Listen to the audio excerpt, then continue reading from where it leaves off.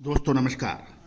Colonel Ajay, CEO Ajay astro money group, first global astro finance digital channel से आपसे मुखातिब होता हूं। आज गुरुवार 27 मार्च सन 2025 जयपुर। दोस्तों अजय एस्ट्रो मनी ग्रुप देश का पहला चैनल जो 42 कमोडिटीज 5 मार्केट पर लगातार अपडेट और विश्लेषण आप तक प्रस्तुत करते हैं। ग्रेन्स में चाहे गेहूं हो, मक्का हो, बाजरा हो, जो हो, ज्वार हो, इनके ऊपर अपडेट देने वाला देश का पहला चैनल है। दोस्तों खबर निकल के आ रही है कि गेहूं की स्टॉक की हर सप्ताह देनी होगी जानकारी, इससे कालाबाजारी रोकने में मिल सकती है मदद, ऐसा कहना है सरकार का। जानिए रिपोर्ट विस्तार से।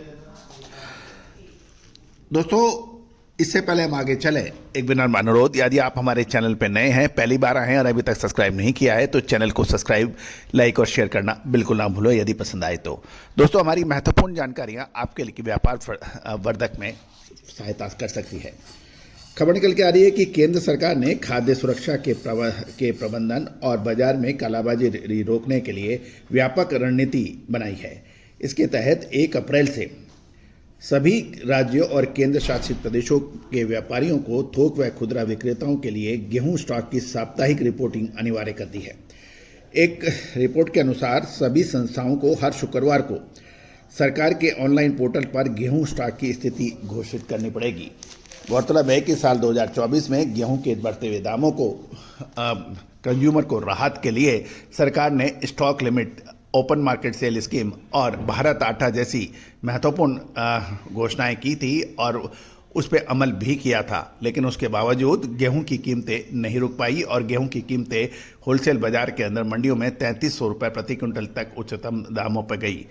दोस्तों ये भी ध्यान देने वाली बात यह है कि सरकार ने एमएसपी यानी न्यूनतम समर्थन मूल्य बढ़ाया भी है। साथ साथ कुछ राज्य सरकारों ने बोनस की भी घोषणा की है, इसमें राजस्थान और मध्य प्रदेश शामिल है।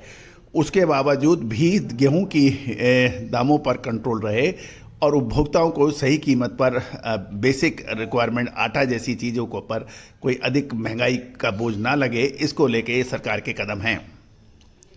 दोस्तों एक महत्वपूर्ण चर्चा ये भी है, किसानों से बात करने पे ये भी पता लग रहा है कि अब क्योंकि रबी की प्रमुख खाद्यान्न फसल गेहूं मंडियों में उपलब्ध हो पाएगी और इस समय किसी भी प्रकार के प्रतिबंधों का असर किसानों को उपज बेचने के ऊपर पड़ सकता है। और किसानों का ये भी कहना है कि ये सारी रोकें फसल के समय ही सबसे अधिक देखी जाती है और जब माल सस्ता व्यापारी खरीद लेते हैं उसके बाद भाव बढ़ने लगते हैं।